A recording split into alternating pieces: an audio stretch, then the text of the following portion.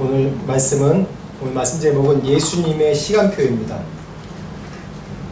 오늘 말씀은 요한복음 7장 1절부터 14절입니다. 이제 저희가 요한복음을 계속 이제 주일마다 이제 강해로 계속 말씀을 나누는데, 지난주에는 요한복음 6장 말씀을 했고, 오늘 요한복음 7장 말씀입니다. 7장 1절부터 14절까지 말씀, 우리 한 절씩 제가 읽고 여러분들이 읽고 교도로 읽겠습니다. 그 후에 예수께서 갈릴리에서 다니시고 유대에서 다니려 아니하심은 유대인들이 죽이려 함이로라. 2절, 유대인의 명절인 초막절이 가까운지라. 그 형제들이 예수께 이르되 당신이 행하는 일을 제자들도 보게 여기를 떠나 유대로 가소서. 스스로 나타나기를 구하면서 묻혀서 일하는 사람이 없나니 이 일을 행하려 하거든 자신을 세상에 나타내소서 하니. 이는 그 형제들까지도 예수를 믿지 아니함이로라. 예수께서 이르시되 내 때는 아직 이르지 아니하였거니와 너희 때는 늘 준비되어 있느니라. 세상이 너를 미워하지 아니하되 나를 미워하나니 이는 내가 세상의 일들을 악하다고 증언함이라. 너희는 명절에 올라가라. 나는 내 때가 아직 차지 못하였으니 이 명절에 아직 올라가지 아니하노라. 이 말씀을 하시고 갈릴리에 머물러 계시니라. 그 형제들이 명절에 올라간 후에 자기도 올라가시되 나타내지 않고 은밀히 가시니라. 명절 중에 유대인들이 예수를 찾으면서 그가 어디 있느냐 하고 예수께 대하여 무리 중에서 수군거림이 많아 혹은 좋은 사람이라 하며 혹은 아니라 무리를 미혹하게 한다 하나.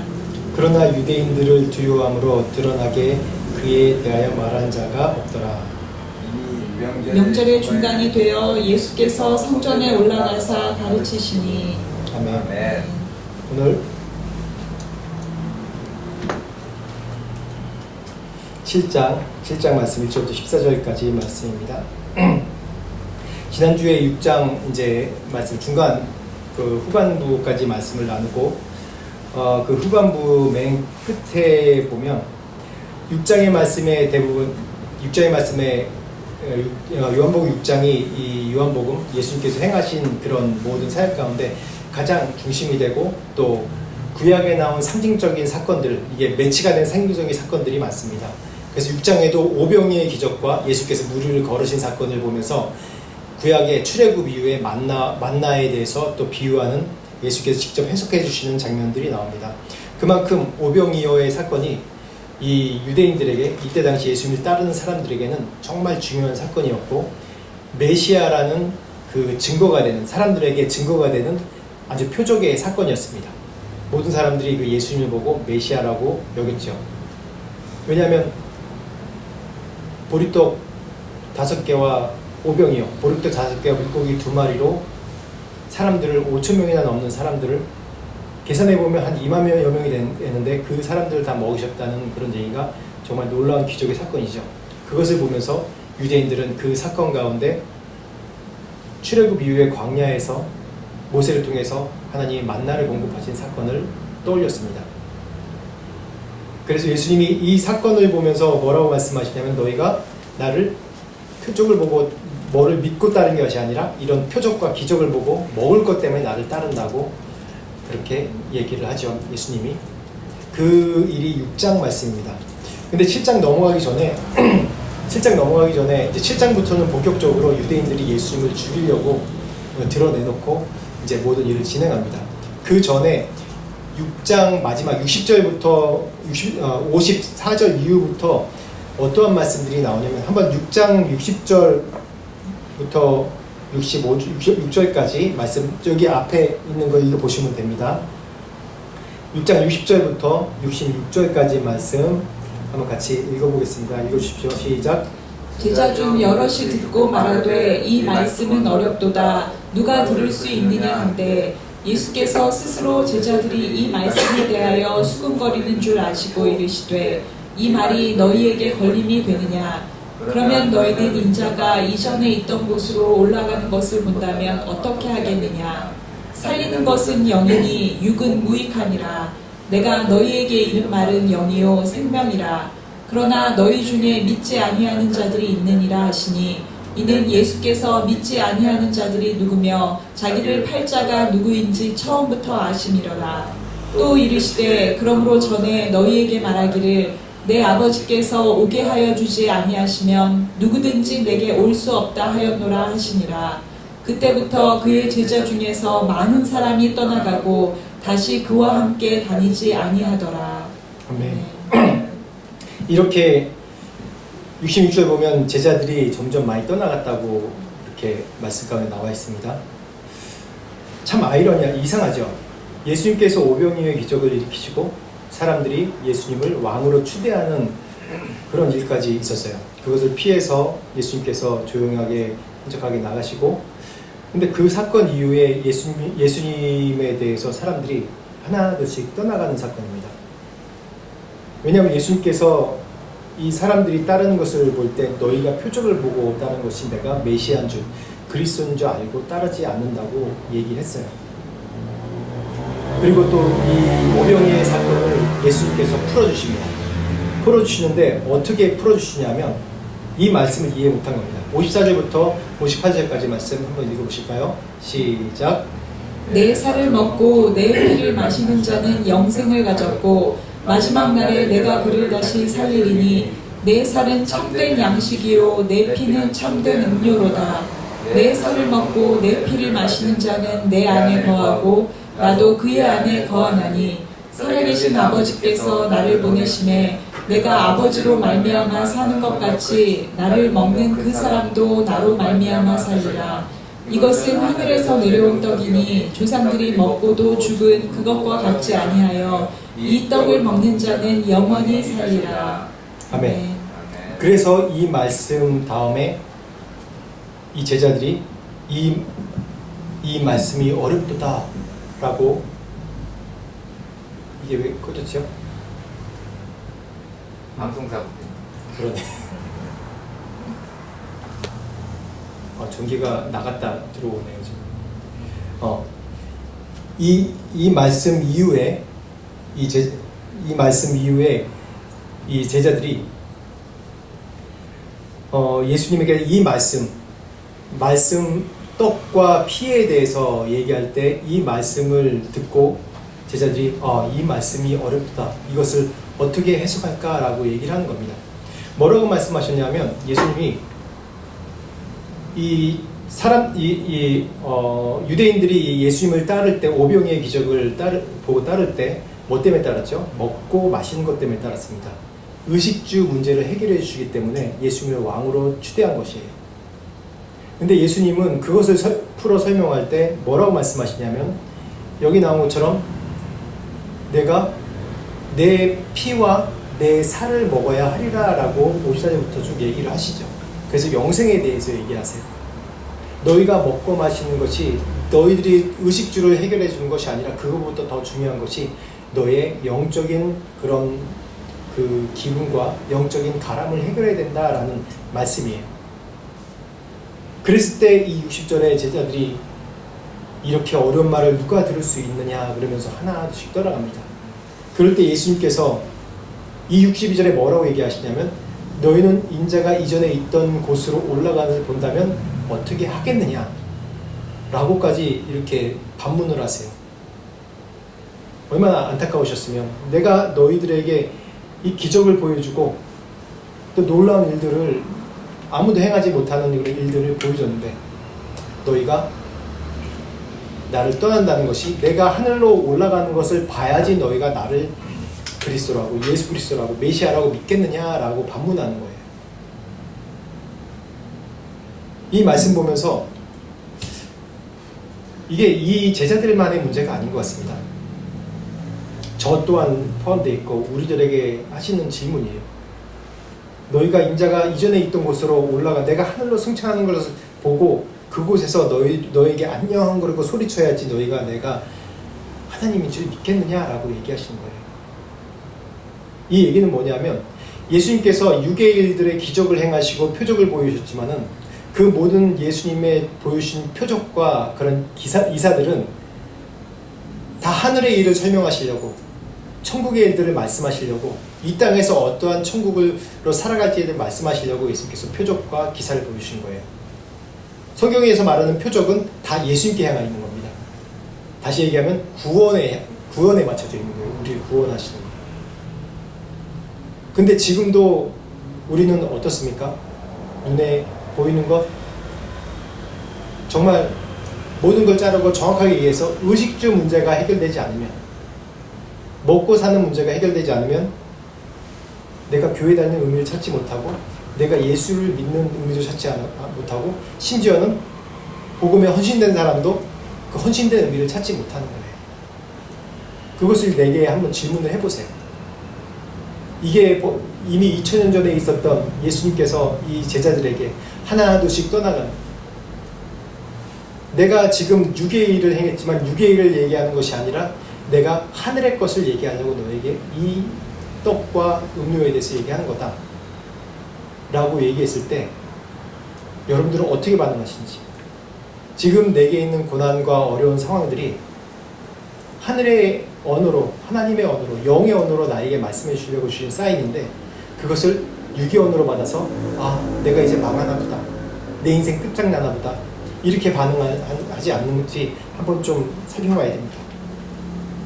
그런 배경 하에 이 1절 말씀 7장으로 넘어갑니다. 7장 1절 말씀 한번 보시겠어요? 시작. 그 후에 예수께서 갈릴리에서 다니시고 유대에서 다니려 아니하심은 유대인들이 죽이려 함이러라. 예수님께서 유대로 다니지 않고 갈릴리로 다니셨습니다.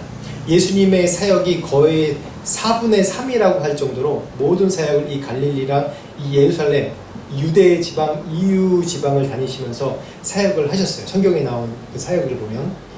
그런데 유대로 다니지 않았던 여러 가지 이유 중에 하나가 유대인들이 예수님을 죽이려 함에도 있고, 또 하나는 이 유대의 지역이 보면 이들의 기득권 세력 지역이에요.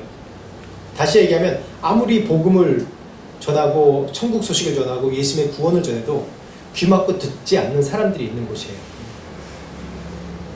복음은 우리가 누구에게나 전해야 됩니다. 복음은 누구에게나 동일한 기회가 있습니다. 불교 신자든 무슬림이든 아니면 힌두교 신자든 누구나 다 복음에는 기회가 주어집니다. 그렇지만 그거 받아들이고 안 받아들인 것은 본인의 선택이죠. 본인의 선택.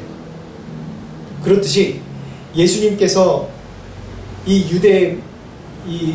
기득권이 있는 유대 지역에 다니시지 않는 것 중에 하나가 죽이려 함이라는 그 단어가 나오는데, 여기서 예수님께서 죽음을 무서워하는 게 아니라 그 다음 절에 보면 좀 나옵니다.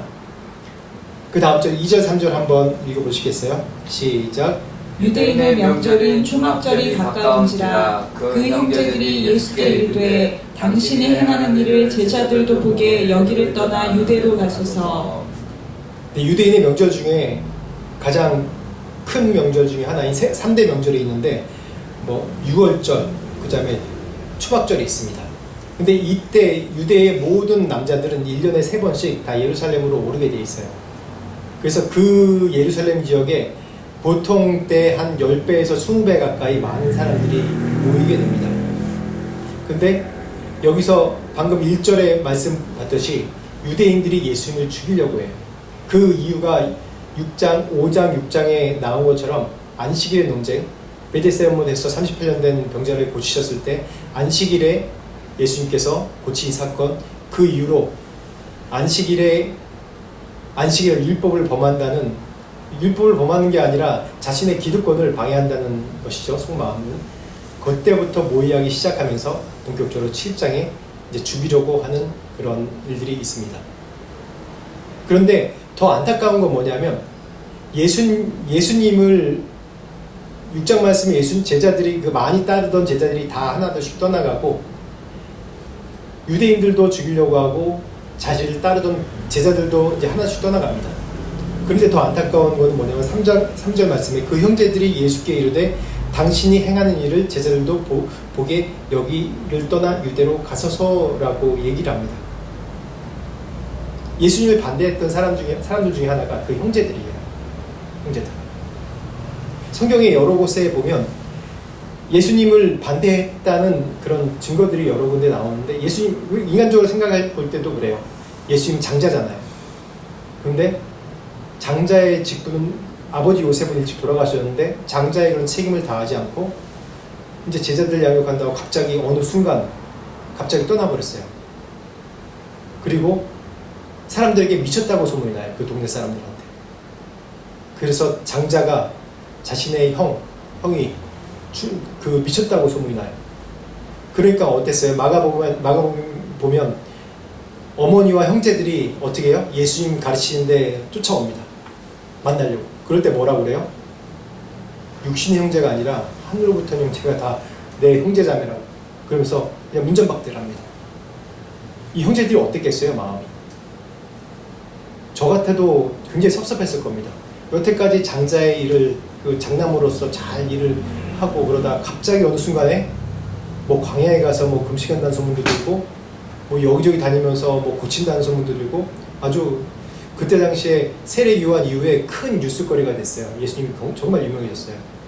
그런데 가족들은 이 형제들은 마음속에 남아있는 그런 응어리가 있었던 것을 볼 수 있습니다. 4절 말씀, 6절 말씀 한번 보실까요? 한번 읽어보십시오. 시작. 스스로 나타나기를 구하면서 묻혀서 일하는 사람이 없나니 이 일을 행하려 하거든 자신을 세상에 나타내소서 하니 이는 그 형제들까지도 예수를 믿지 아니함이로라. 예수께서 이르시되 내 때는 아직 이르지 아니하였거니와 너희 때는 늘 준비되어 있느니라. 여기서 보면 이렇게 질문하는 거 보면 굉장히 예수님을 존경하는 질문이 아니라 예수님을 존경한 질문으로 해석할 수 있는데 또 이 예수님과 형제들의 그런 관계의 배경을 보면 예수님을 존경하는 게 아니라 예수님을 한번 떠보고 좀 약간 조소 비슷하게 하는 그런 뉘앙스도 담겨 있는 것 같아요. 스스로 나타나기를 구하면서 묻혀서 일하는 사람이 없나니 이 일을 행하려 하거든 자신은 세상에 나타내소서. 지금 말로 해서 형님 맨날 그렇게 지방 갈릴리 그 지방에 파묻혀가지고 사람도 별로 없고 인정도 못 받는데 이 가난한 사람들 인정도 못 받는 사람들한테 그러지 말고 형님 유명하다며요. 병도 고치고. 그러니까 저기 이제 서울로 가서 한번 거기 광화문 앞에서 사람들한테 한번 해보세요. 말씀도 전하고 한번 기적도 행해보세요. 한번.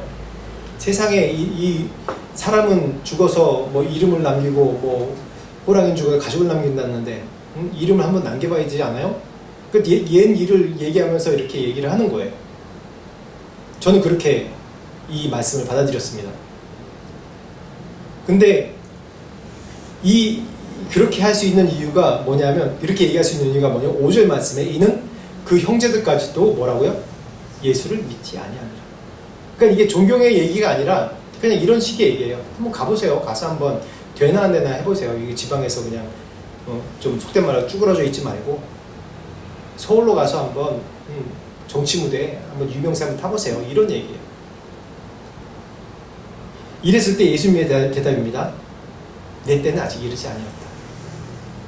그렇지만 너희 때는 늘 준비되어 있느니라. 내 때는 이르지 아니었지만 너희 때는 늘 준비되어 있다. 결론적으로 얘기해서 내 때라는 것은 그 예수님의 그런 시간인데 예수님의 시간은 언제예요?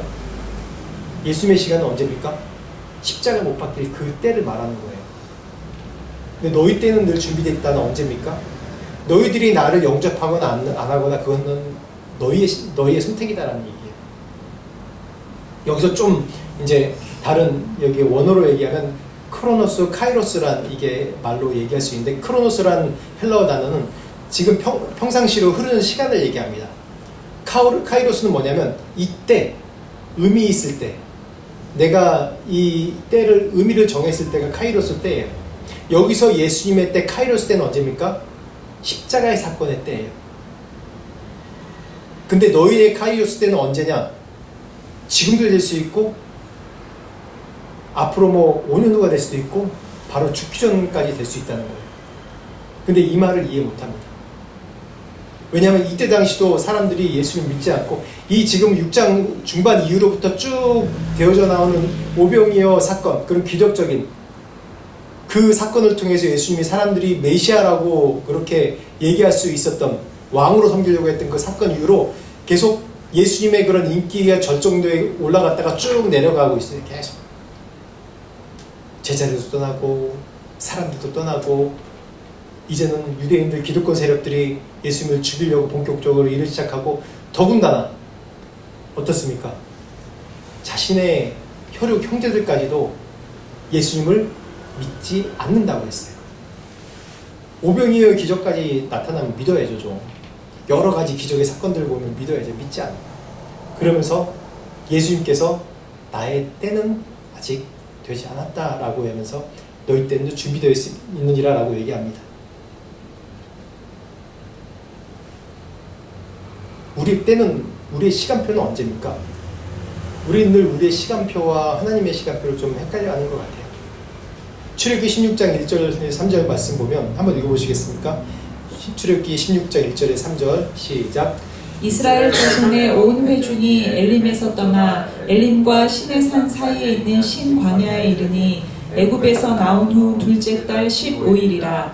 이스라엘 자손 온 회중이 그 광야에서 모세와 아론을 원망하여 이스라엘 자손이 그들에게 이르되 우리가 애굽 땅에서 고기 가마 곁에 앉아 있던 때와 떡을 배불리 먹던 때에 여호와의 손에 죽었더라면 좋았을 것을 너희가 이 광야로 우리를 인도해내어 이 온 회중이 주려 죽게 하는도다. 아멘. 이스라엘 백성들이 애굽에서 그 10가지 재앙을 통해서 하나님의 위대하심을 온 애굽에, 온 이집트에 바로 왕까지 인정하게 만듭니다. 굉장히 영광의 일들이죠. 그리고 애굽을, 이집트를 나오면서 기적적인 사건이 있습니다. 홍해를 건넜습니다. 눈에 보이는 물리적인 큰 이 홍해를 건넌 사건을 이 사람들이 다 경험합니다. 홍해를 건너고 나서 이제 처음으로 맞닥뜨린 위기가 뭐냐면 먹을 것이 없다. 먹을 것이 없다는 것이에요. 그래서 사람들이 후회를 합니다. 모세와 아론을 원망하고 내가 이집트에 있었으면 고기도 먹고 밥도 먹고 배불리 먹었을 텐데 내가 이제 와서 이제 홍해도 건넜는데 이거 홍해 기적적인 사건을 봤는데도 홍해를 건넜는데 돌아가지 못한다. 그리고 원망을 해요. 광야에서. 우리를 죽여 죽게 한도다. 그러면서 이때 하나님이 만나와 메추라기를 내려주시죠. 이 사건이 또한 오병이어의 기적의 사건과 같이 매치되는 사건입니다. 근데 우리의 눈으로 볼 때 하나님의 시간표가 나의 시간표가 맞지 않는 것 같아요. 나는 지금 이때 이걸 해야 되는데 하나님께서 이때 이걸 이루어 주셔야 되는데 근데 하나님은 아무 반응이 없으세요. 나는 지금 죽을 것 같은데 나는 지금 어려운데 우리 각자의 인생의 시간표가 다 다른 것 같습니다. 하나님께서 우리 각자 인생을 다루시는 시간표가 다 달라요. 그래서 우리가 어떤 인생도 우리가 무시할 수 없고 어떤 인생도 너는 저주받았어라고 얘기할 수 없는 게 바로 하나님의 시간표를 우리가 이 인생에 대한 하나님의 시간표를 우리가 모르기 때문이에요. 우리나라에서 유행하고 있는 얘기 중에 하나가 내가 뭔가 실패했다 그러면 내 인생은 다음 생에서 해야지 지금은 실패잖아. 아직 20대고 30대고 아직 젊은 사람들이 그런 얘기를 하고 인생을 포기한다는 그런 얘기를 해요. 사람들은 우상을 만드는 이유 중에서 하나가 내 시간대로 이 신이 움직여주길 바라기 때문에 우상을 계속 만드는 거예요. 그 우상이 그런 거 아닙니까? 다? 저도 그렇고 힌두권에서 제가 오랫동안 이제 선교를 했는데 힌두교는 이제 부패 신이에요. 부패했다가 아니라 뷔페 신이에요. 자기가 바라는 거, 소망하는 거 거기에 맞는 신이면 그 신을 섬겨요. 그 집에 가면 신상이 한 4-5개 이상이 있어요. 예수 믿으라고 믿는데요. 근데 맨 끝에 있어요. 집에 가보면 요즘 이제 최근래 믿었던 신이라고 예수님이 있대요. 예수님이 뭐 좋은 일을 하신다고 그렇게 믿어요. 그런 신들이 뭐냐면 자신이 원하는 것을 이루어질 자기 신의 시간표대로 움직여줄 신을 찾는 거예요. 사람들이. 그게 우리의 인간의 욕심이에요. 다. 그렇지 않으면 내가 모든 것을 다 잃어버렸다. 내가 그렇지 않으면 다 실패했다고 생각하고 인생의 절망 가운데 있고 내 인생이 끝났다라고 생각하는 게 사람인 것 같아요. 많은 사람들이. 그래서 진정 하나님의 말씀이 들리고 하나님의 간절히 찾을 때가 한번 여러분 인생에 생각해 보십시오. 어느 때입니까? 내가 가장 나락으로 빠져 있을 때라고 생각하고 내가 가장 큰 실패를 맛봤을 때라고 생각했을 때 더 하나님을 좀 크게 붙들죠. 제가 10년도에 제가 한 1년 정도 비즈니스를 했었어요. 짧게. 무슨 비즈니스 했었냐면 2009년도에 제가 안식년을 하고 다시 선교지로 돌아와야 되는데 정말 재정에 대한 자신감이 없더라고요. 너무 어렵게 살아서 내가 애를 셋 떼고 또 이 가정을 이루면서 다시 사역을 할 수 있을까? 라고 늘 고민을 했었어요. 근데 어느 선교사님이 이제 그분도 이제 미국으로 갑자기 정리하고 가시면서 유학원 비슷하게 애들 이제 유학 오면 거기서 이제 집에 지내게 하고 애들 학교 보내주고 그러면서 이제 하는 그런 사업을 하고 있었는데 아주 잘 됐어요, 그분이. 근데 그 사업을 좀 이어서 하겠냐 그래서 하겠다고 그래서 제가 그걸로 용기를 얻어서 다시 인도로 들어갔어요. 그거 하면 매달 얼마 정도 떨어지겠다. 애들 케어하고 또 학교 보내고 그래도 어느 정도 떨어지겠다. 우리 가정도 잘 먹고 잘 살겠다. 어느 정도. 그래서 재정을 어느 정도 독립할 수 있겠다라는 예상으로 갔는데 1년 정도 돼서 문 닫은 게 애들이 점점 다 빠져나가요. 계속. 우리가 잘못한 것도 아닌데. 우리는 계속 사람을 훈련시키는 사람이라서 애들을 비즈니스로 다루는 게 아니라 애들을 제자 양육하듯이 다루니까 우리 에너지도 나가고 또 그만큼 재정도 훨씬 더 많이 들고 재정 매니징 하면서 애들한테 케어를 안 하니까 그러다 보니까 애들도 시기가 돼서 자꾸 한국 가게 되고 그래서 1년 돼서 그걸 접게 됐어요. 근데 저에게 오는 큰 그런 이 안에 있는 갈등과 스트러글링이 뭐냐면 이 비즈니스 적으면 내가 어떻게 이 인도에서 서바이벌 하지? 살아남지 못하겠다. 다시 돌아갈 수도 있겠다. 전 속으로 그런 생각이 있어요. 정말 다른 사람은 제 아내는 그렇게 생각하지 않았을지 몰라도 저는 그렇게 생각했어요. 돈이 없는데 이거 어떻게 살지? 큰일 났다. 그래서 다 접고 다시 저희 센터로 들어가면서 제가 했던 게 뭐냐면 그래 안 되겠다. 기도해야겠다. 그냥 아무것도 안 하고 사람도 안 만나고 아무것도 모든 걸 다 끊고 기도하자. 그래서 아침부터 저녁까지 어디 안 나가고 정말 특별하게 무슨 일이 있을 때만 뭘 사야 된다 뭐 특별히 한 일 아니면은 거의 사람도 안 만나고 안 하고 이제 기도만 했어요. 기도하고 말씀 보고 잠깐 운동했다가 또 잤다가 또 기도하고 그렇게 한 4-5개월을 한 것 같아요. 그렇게. 근데 이상하게 굶어 죽지 않더라고요. 제가 그때 그렇게 선교사로 있는데도 믿음이 약했어요. 뭐든지 재정이 있어야지 뭐든지 다 된다는 할 수 있다는 생각 때문에 하나님께서 지나고 보니까 그 시간이 저에게는 하나님의 시간표였어요. 저를 훈련시키는 그런 환난과 고난이 있으니까 저에게는 고난이었어요. 저에게는 환난이었고 환난과 고난도 어떻게 보면 굉장히 극히 개인적인 겁니다. 그것을 통해서 아직도 재정에 대한 믿음이 없지만 재정에 대한 그런 훈련을 시키셨던 시간이 기억납니다. 지금 나에게 있는 시간표가 지금 어디쯤 있나요? 여러분들에게 있는 지금 시간표가 어느 정도에 있나요? 각자 다릅니다. 어떤 사람은 고난 가운데 있는 분들도 있고 어떤 분들은 평안 가운데 있는 분들도 있고 어떤 분은 성령 충만한 가운데 누리면서 있는 분들도 있어요.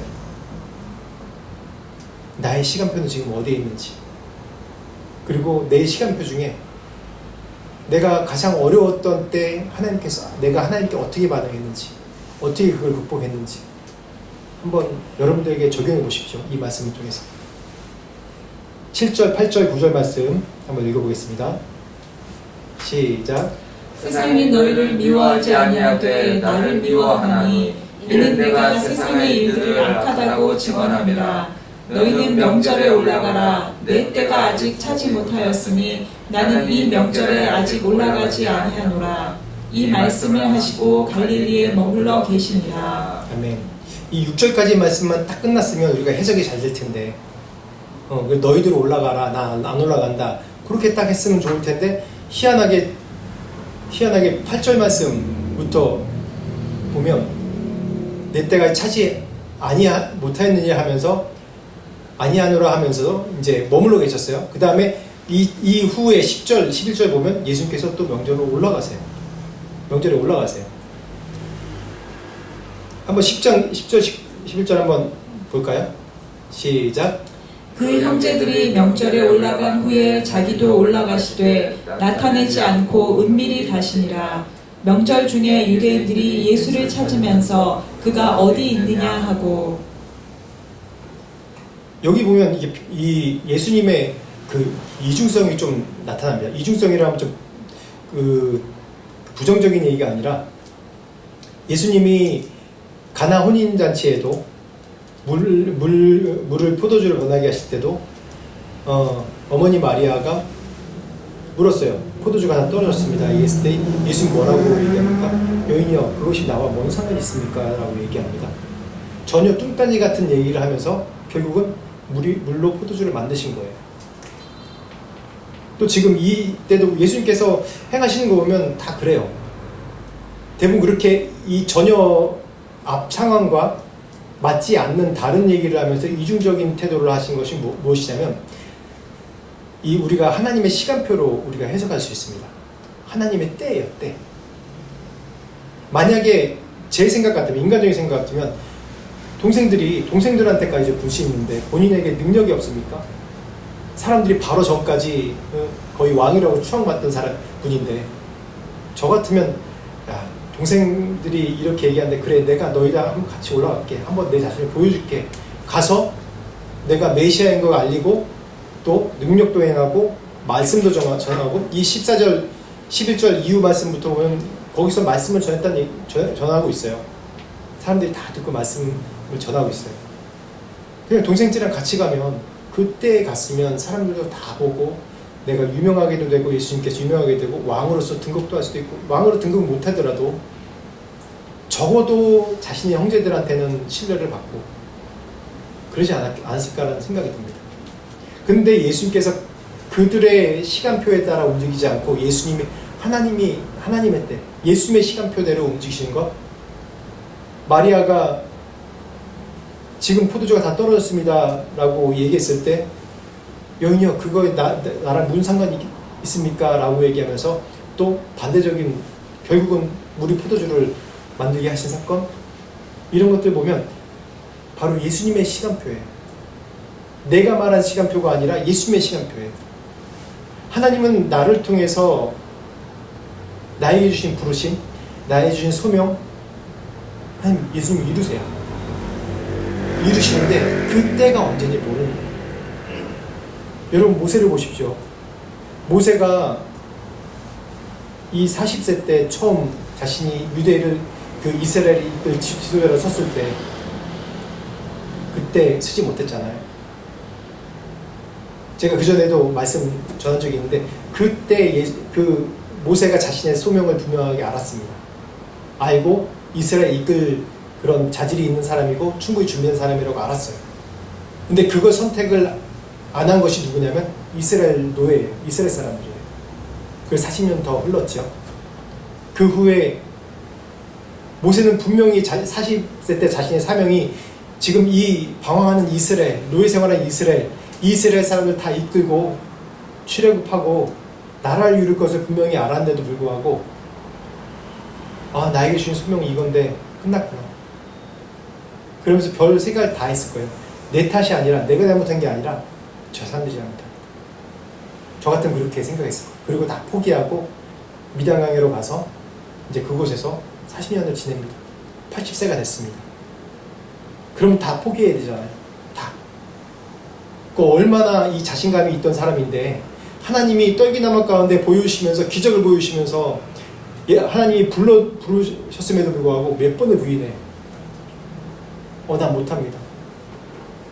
그러다 결국 뭐라고 하면 난 말을 못한 자입니다 라고까지 얘기하지 않습니까? 모세가 애굽의 모든 학문을 다 배웠던 사람이라고 했어요. 그렇게 나옵니다. 애굽의 모든 학문을 다 통달한 사람이라. 그 얘기는 뭐냐면 모세가 이스라엘 이끌려고 준비가 됐던 사람이에요. 말을 못합니까? 지식이 없습니까? 전략이 없습니까? 근데 80세 때 부르신 이유 중에 하나가 하나님의 때인 거예요. 이렇게. 하나님의 때. 하나님이 모세의 그런 모든 학문과 모든 걸 다 쓸 수 있지만 그런 걸 힘을 다 빠졌을 때, 자신의 인간적인 노력이 다 내려놨을 때 하나님께서 육체적인 나이뿐만 아니라 그때 하나님께서 부르셨어요. 80세 때. 맞죠? 하나님 때입니다. 바울은 자신이 다른 신념으로 하나님을 쫓고 하나님을 따랐지만 결국 하나님의 때 예수께서 직접 만나주심으로 인해서 그의 인생이 바뀌었죠. 예수께서 직접 만나주심으로 인해서 자신이 알았던 이 박식했던 모든 학문이 다 예수님께로 초점이 맞췄다는 걸 알고 10년을 기다려서 선교사의 인생을 살았어요. 그래서 이방과 예루살렘 교회를 이어주는 그런 가장 중요한 큰 역할을 했죠. 또 이 신약의 성경에 많은 부분을 또 바울이 쓴 것도 있고 기독교 교리를 완성시킨 것도 또 바울이고 하나님의 때는 다릅니다. 하나님의 때. 그래서 저도 항상 인도에 있을 때 그렇게 얘기했어요. 하나님은 나에게 대한 희망 고문자다 라고 그렇게 얘기했어요. 왜냐? 하나님이 너를 통해서 하리라라고 매년마다 말씀 주시고 약속하시는데 내가 눈에 보이는 건 없는 거예요. 이루지 않는 것 같아요. 계속해서. 그게 표적의 이중성입니다. 왜 이중성이라 느껴지냐면 나의 때와 하나님의 때가 다르기 때문에 내가 이중성으로 느껴지는 거예요. 그래서 낭망하고 실망하는 겁니다. 근데 지금 이 때가 하나님께서 주시는 카이로스의 때라는 것. 내가 고난과 이해받지 못하고 이해하지 못하는 상황이지만은 지금 이 시간도 여전히 나를 움직이시고 나를 부르시는 소명, 사명을 이루고 가지고 계신다는 것을 내가 깨달아야 됩니다. 그럴 때 내가 믿음으로 인내하는 것도 소망으로 할 수 있고 낭망이나 원망이 아니라 소망을 할 수 있고 그 가운데 내가 천국의 삶을 살아가게 되는 겁니다. 세상은 우리를 넘어뜨리려고 항상 절망 가운데 우리를 밀어넣습니다. 내가 분명히 소명이 있는 사람이고 사명이 있는 사람인데 불구하고 천국 소망이 분명히 있는 사람인데 불구하고 내 모든 주변 상황과 내가 들리는 소문과 모든 것들을 다 너는 천국에 못 갈 자라고 얘기하고 너는 하나님의 사명을 이루지 못할 자격이 없는 자라고 늘 얘기를 해요. 그것이 사단의 전략입니다. 또 제 자신을 그렇게 받아들인 게 뭐냐면 내 시간과 하나님의 시간이 다르기 때문에 내 시간으로 하나님의 시간을 이해하는 거예요. 자꾸.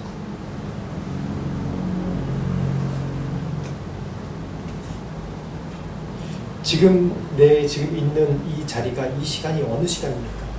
하나님 앞에 물어보시고 기도해 보십시오. 그럴 때 지금 있는 이곳이 하나님께서 부르신 곳이고 내가 지금 있는 이곳이 하나님의 거룩한 곳이 될 것입니다. 그런 선택을 하는 여러분들에게 바랍니다. 그래서 우리 좀 한 목소리로 좀 기도하실까요? 오늘 말씀 받은 것을 놓고 같이 한 목소리로 깨달은 것이 있다면 한 목소리로 같이 기도하겠습니다. 하나님 아버지 감사합니다. 하나님 오늘 말씀 주셔서 감사합니다. 하나님 주님의 시간표와 또한 우리의 시간표가 다르다는 것에 대해서 우리 알고 있는데도 불구하고 늘 우리는 주님을 시험하고 또 하나님의 시험하여서 늘 나의 시간을 맞추려고 하는 그래서 원망하고 불평하는 그런 저의 모습들이 있습니다. 하나님 용서해 주시옵소서. 늘 쓰러지고 넘어질지라 늘 내 자신의 시간표를 낸다고 늘 원망하고 낭망할지라도 하나님 저를 일으키시고 다시 주님을 따를 수 있는 믿음과 소망을 계속해서 주시옵소서. 그래서 하나님 지금 주신 내 이 시간 지금 주신 내 이 장소 이곳이 바로 하나님께서 내 인생에 허락하신 거룩한 시간이고 바로 카이로스의 때임을 제가 믿음으로 고백하고 이곳이 하나님의 천국이 될 수 있도록 감사하며 주님 수망하는 저희 모든 인생이 될 수 있도록 인도하시고 도와주시옵소서. 하나님, 오늘 말씀을 주셔서 감사합니다. 이 말씀을 통해서 다시 한번 주님의 시간을 우리가 찾고 알기를 원합니다. 늘 우리의 상황이 어려움과 낭만 가운데 있다 할지라도 하나님, 그 가운데서 주님의 시간과 주님의 장소가 지금 이 장소임을 믿음으로 고백하게 하시고, 그래서 내가 있는 곳에서 천국을 이뤄가는 우리 모두가 될 수 있도록 축복하여 주옵소서. 또 오늘 예물로 준비한 손길 가운데 축복하셔서 하나님, 이곳에서 이 땅의 삶의 그런 풍성함이 끊이지 않게 하시고 오히려 나눠주고 베푸는 삶이 될 수 있도록 우리 재물 가운데 축복하여 주옵소서. 지금 우리 주 예수 그리스도의 은혜와 하나님 아버지의 무한하신 사랑과 성령님의 감화감동 역사하시니 주님을 따르며 주님의 때를 기다리며 또한 이 때에 주님께 충성하며 내가 지금 있는 이곳에서 천국을 이루기 소망하며 주님을 따르는 모든 자들에게 지금부터 영원토록 함께 하시기를 간절히 축원하옵나이다. 아멘.